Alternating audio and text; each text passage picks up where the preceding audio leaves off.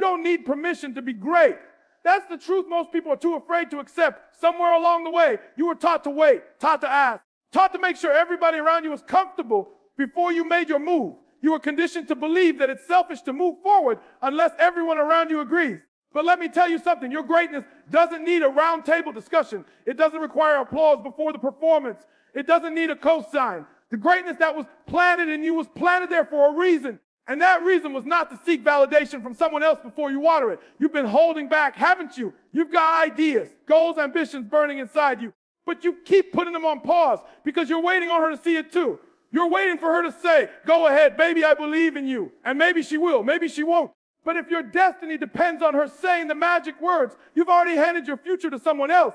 That's a dangerous position to be in, where your next step is controlled by another person's approval. Your inner power starts dying the moment you think you need a green light from someone who doesn't see what you see. And let's talk about why that happens. It happens because you want to be loved. You want to be supported. You want her to believe in you because it feels good to have someone backing your play. That's natural. That's human. But you've got to understand that emotional comfort can't be your compass when it comes to your life's mission. Because there will be times when your vision looks like nonsense to other people. There will be times when your goals feel like a threat to the normal they're used to. And sometimes the one person you thought would always have your back won't. But does that mean you give up? Does that mean you delay your dream until she catches up? No. You move anyway. See, greatness isn't about pleasing people. It's about fulfilling purpose. It's about living in such a way that you no longer betray your own potential for the sake of harmony. Harmony is beautiful, but if it's built on the sacrifice of your truth, it's not harmony, it's imprisonment. The world teaches you to play it safe. It tells you to check in before you change, to make sure you're not disrupting anyone's comfort. But comfort doesn't build empires. Comfort doesn't break generational curses. Comfort doesn't set your soul on fire. Risk does. Faith does. And those things don't come wrapped in consensus. They come wrapped in courage. You have to be willing to walk into the unknown without the safety net of approval. You have to develop the kind of self-trust that says, even if she doesn't believe in this, I believe in me. That's the kind of mindset that creates momentum. Because when you wait for someone else to understand your fire before you light it, you stay cold. You stay small. You stay average. You stay in the exact same place, wondering why nothing's changing. It's not changing because you're still asking for permission to be who you already are. You are capable. You are built for this. You've been carrying the dream, the talent, the calling inside you this whole time. But every time you hesitate, every time you pause to ask it's okay, you send a signal to your subconscious that you don't believe you have the authority to move, and your mind listens. Your mind obeys. It starts to shut down your energy, your creativity, your momentum, because it's waiting on a signal from outside that was always supposed to come from inside. You are the source. You are the authority. You are the one who decides. And the moment you stop waiting for her to give you the nod is the moment you start moving like the version of yourself that changes everything. Stop putting your power in someone else's hands. Stop delaying because you don't want to rock the boat. You were born to sit in the boat. You were born to sail it. You were born to command the ocean, not to sit quietly hoping someone else will row for you. She might not understand why you're working late. She might not get why you're obsessed with growing. She might question why you're doing what you're doing. But greatness doesn't need to be explained. It needs to be executed. You're not here to make sense to everyone. You're here to become the fullest expression of the gifts you were born with. And no one, not anyone, can give you the permission to do what your soul already knows you must do. Your dreams are yours, not hers. That's where a lot of people get stuck. They forget who received the vision. They forget who woke up in the middle of the night with that fire in their gut, that whisper in their ear, that pull on their spirit. That didn't happen to her. It happened to you. You were the one who saw the future before it existed. You were the one who looked around and said, there's more than this. You were the one who felt out of place in an average life because something in you was screaming that you were meant for more. That calling didn't go to her inbox. It was sent to yours. And you've got to honor that. You've got to stop trying to make someone else carry a dream they weren't built to carry. That's not her job. That's not her burden. That's not her fire. It's yours. Stop waiting for her to get excited about what keeps you up at night. Stop trying to translate your passion into a language she understands. It's not her dream to get. And the moment you realize that is the moment you finally take the pressure off her shoulders and start placing it where it belongs on you. That's freedom. That's ownership. That's stepping into your role as the dreamer in the door. See, what most people don't realize is that vision is personal. It's intimate. It's custom made for you. So when you try to outsource belief to someone else, when you try to convince her to see what you see, you dilute the power of your vision. You slow down your progress. You spend more energy explaining than executing. And that's dangerous because every second you waste trying to be understood is a second you could have used to build.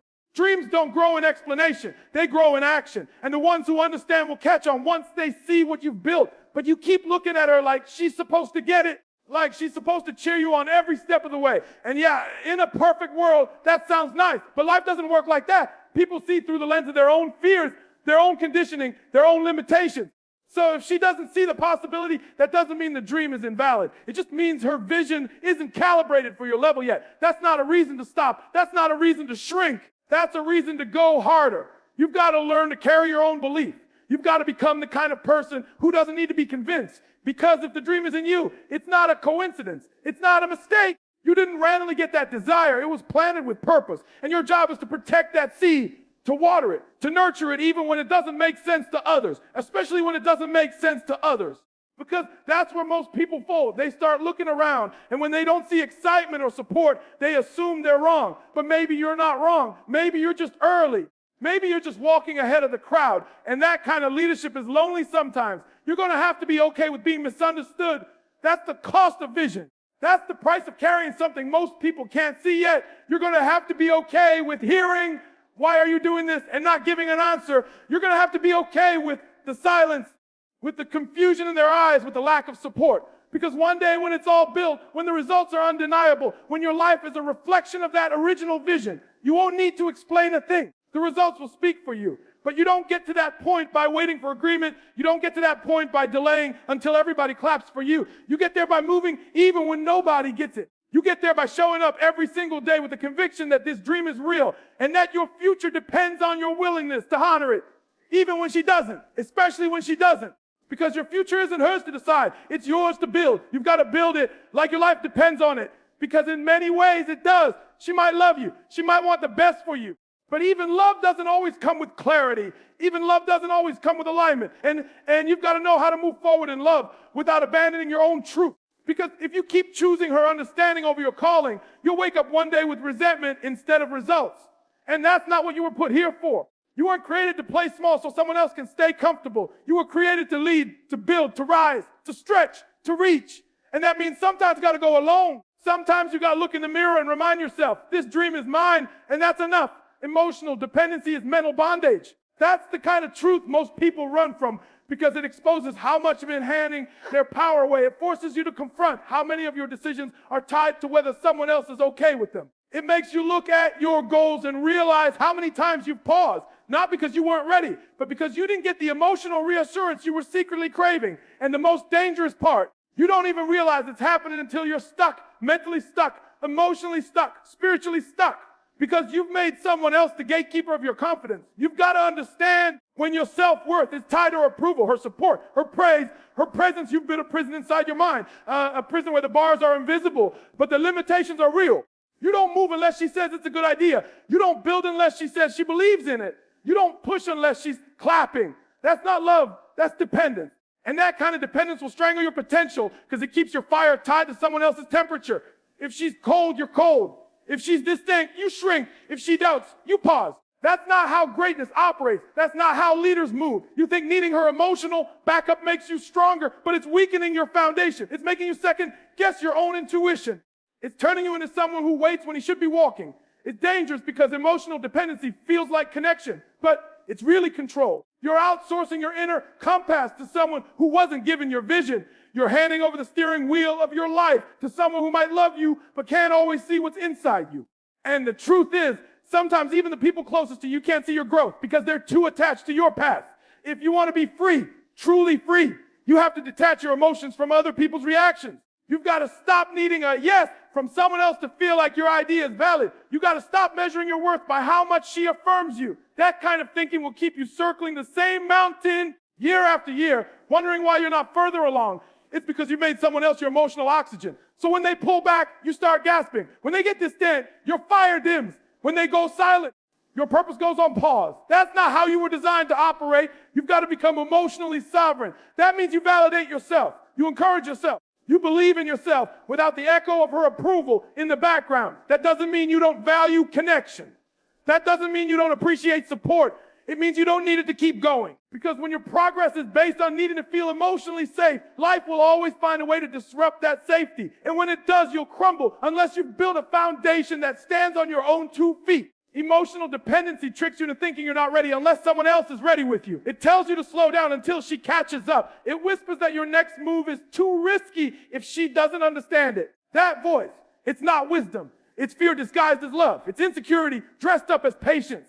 And if you keep listening to it, you'll stay small. You'll keep making decisions that don't challenge you. You'll keep waiting for a moment of total agreement that may never come. You'll look back one day and realize you lived your entire life on standby mode because you never learned to approve of yourself first. You've got to rewire your thinking. You've got to look in the mirror and say, I don't need her to see it. I see it. You've got to build from a place of inner conviction, not emotional convenience.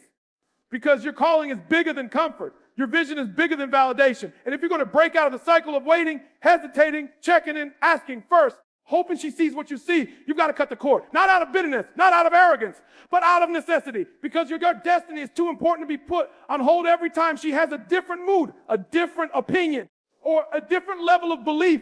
And let's be honest, it's exhausting trying to carry a dream and a relationship that doesn't align with it. It's heavy. You're trying to be everything to her and something to the world. And in the process, you're becoming nothing to yourself. That weight will break you if you don't learn how to stand in your own certainty. The kind of certainty that says, even if you don't understand me right now, I know where I'm going.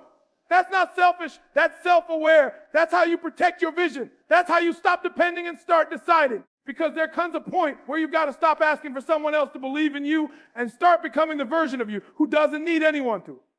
Action builds respect, not questions. That's the difference between men who are remembered and men who are ignored. Talkers ask questions. Movers take action. The world doesn't stop for someone who's still thinking about whether it's the right time. It doesn't slow down for someone who's overanalyzing what she might think, how she might feel, or whether she'll support the plan. The truth is, people don't respect hesitation. They respect execution. They don't respect intentions.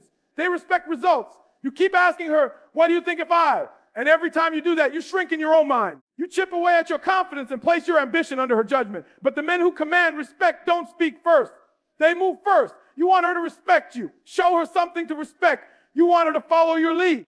Start leading. Stop telling her what you're about to do and start doing it. Stop hoping she'll catch the vision through your words and start giving her no choice but to recognize it through your work.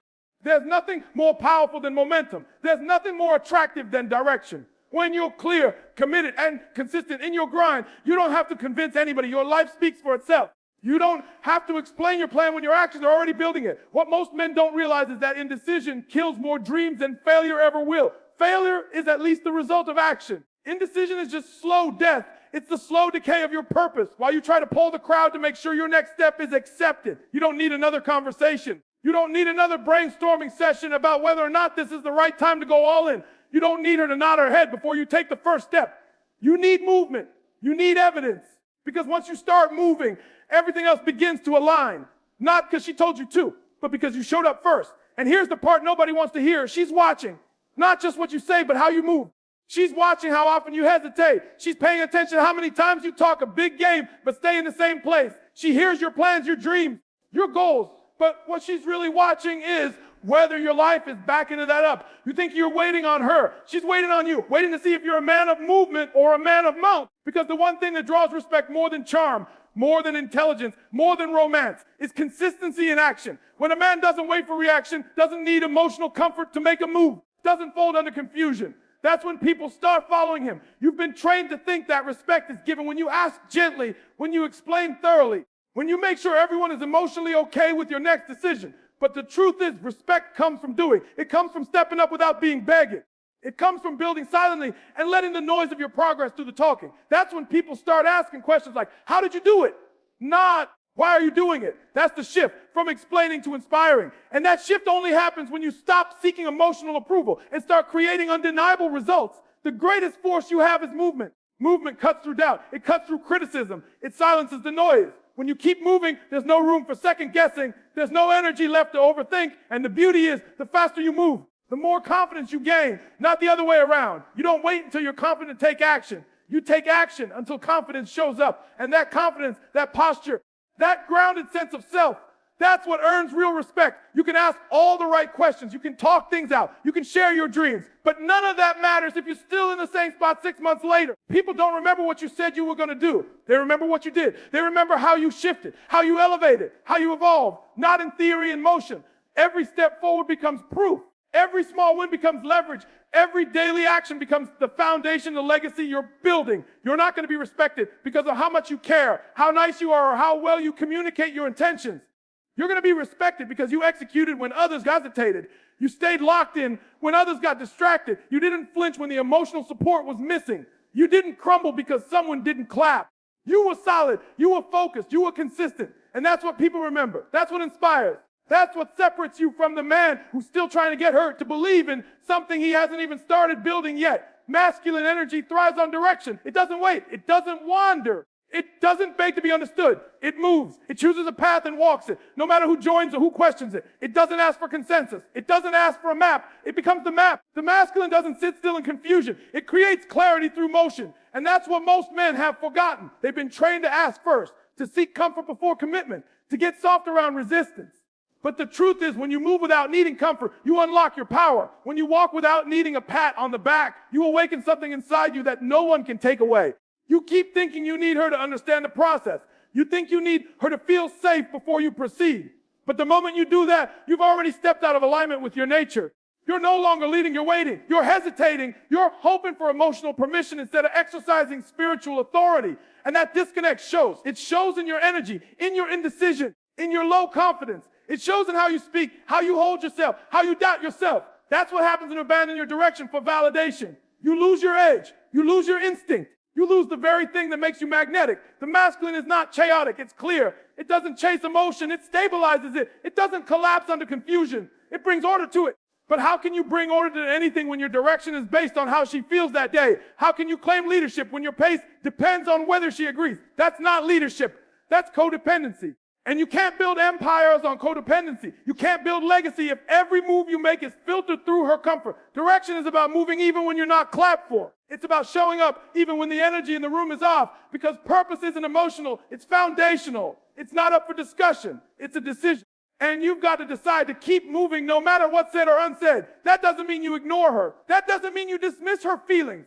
But it means you don't stop. You don't break your rhythm. You don't surrender your internal compass because someone else doesn't like the terrain. If you're leading based on her emotions, you're not leading. You're following feelings.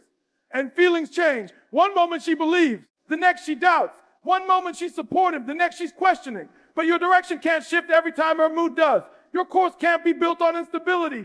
It has to be built on vision, on discipline, on grounded purpose. You were created to carry vision and bring it into form. That's masculine energy at its highest level, not the loud, aggressive kind, but the quiet, immovable kind, the kind that doesn't shake, the kind that doesn't pause every 5 minutes to explain itself, the kind that wakes up, locks in, and moves with a confidence that says, whether you see it or not, I'm still going. That energy, focused, determined, aligned, is what creates momentum, and momentum creates belief, not the other way around. You don't wait for belief to take action. You take action until belief becomes undeniable. When you hesitate to move because she's unsure, you're training yourself to need her certainty more than your own. That's dangerous, because it means you'll always be stuck in neutral when she's not giving you green lights. But a man in his purpose doesn't need green lights. He creates the road. He paves the way. He becomes the example, not the echo. And over time, that example becomes unshakable proof. It's not about arrogance. It's about alignment. It's about becoming so clear, so directed, so driven by your calling that your presence alone brings calm. That your decisions carry weight, not because you explain them to death, but because they were made with conviction. That's what women respond to, not constant question, not emotional checking in, not soft uncertainty. They respond to direction. They respond to the man who knows who he is and where he's going. The man who doesn't flinch when support is missing. The man who keeps building even when the applause is silent. The man who, in the face of emotional distance or relational tension, doesn't collapse into begging, but steps deeper into his work. That's when she starts leaning in. That's when she starts watching. That's when she stops questioning and starts respecting. Not because you demanded it, but because you embodied it. Because you became the man who doesn't chase approval. He creates movement. He doesn't force belief. He builds evidence. He doesn't wait for alignment. He becomes it. That's what masculine direction looks like. And when you live from that place, you become a force. Not just for her, but for yourself, for your legacy, for the vision that chose you long before anyone else saw it. She'll believe when you become it. That's the truth most men don't want to swallow. You keep trying to talk her into seeing your potential. You keep hoping one more conversation, one more explanation, one more emotional appeal is going to flip the switch. But it doesn't work like that. Belief doesn't come from your words. It comes from your transformation. She's not going to believe in your vision just because you repeat it louder. She'll believe when she sees you living it, when you're no longer describing who you want to be, but showing up every single day as that man. Because becoming doesn't need a presentation. It's proven through posture, presence, and progress. You don't inspire trust by telling her your plans. You inspire trust by executing them. You don't build belief by selling a dream. You build belief by embodying discipline. The version of you she believes in isn't found in what you say at 2 a.m. when you're feeling inspired.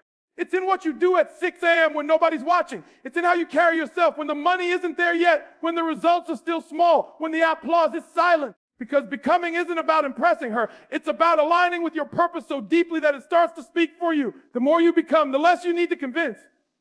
The more you embody the man you're called to be, the less resistance you face. Not because life gets easier, because your presence gets louder than your excuses. You want her to believe in you, then stop needing her to. Let go of the urge to drag her belief along with you like it's your fuel. Your fuel should be your vision. Your fuel should be your why. Your fuel should be the man you see in your mind, the one you know you're capable of becoming if you stop negotiating with fear, with comfort, with hesitation. A man who has truly decided doesn't keep checking if she's on board. He keeps building until the results are too loud to ignore. And here's what most men don't realize. Women don't respond to potential the way men think they do. They respond to patterns. They respond to consistency. They respond to who you are every day, not who you say you're going to become one day. If you want her respect, her admiration, her trust, you've got to stop performing and start producing. She's not moved by another emotional speech. She's moved by emotional stability. And that comes from the work, from the becoming. You can't keep showing up halfway and asking for full faith. You can't keep talking about how serious you are while living like you're still undecided. That gap between your words and your lifestyle is where belief dies. That's where trust erodes. That's where the disconnect begins. But when you close that gap, when who you are begins to match who you said you'd be, that's when everything changes. That's when she starts to feel the weight of your presence. Not because you're demanding her attention, but because your growth becomes undeniable. It's not about perfection. It's not about having it all figured out. It's about direction. It's about the fact that every time she looks at you, she sees progress. She sees intention. She sees a man who's not lost in confusion, but anchored in commitment. You're not the man hoping to arrive. You're the man moving like he's already on the path. That's what she believes in. Not some distant version of you, but the version she sees showing up in real time, in the struggle, in the sacrifice, in the discipline, in the grind. And it's not just about proving something to her. It's about becoming the man who doesn't need to prove anything. Because once you become it, her belief becomes a bonus, not a necessity. You no longer build from a place of emotional neediness. You build from overflow. You lead from strength. You speak from results.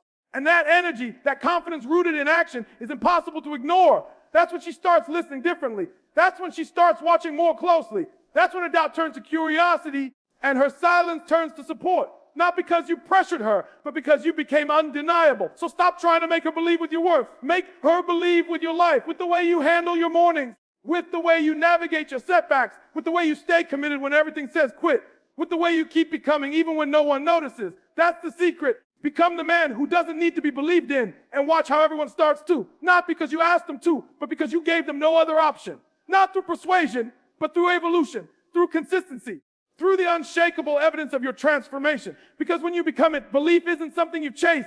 It's something you attract.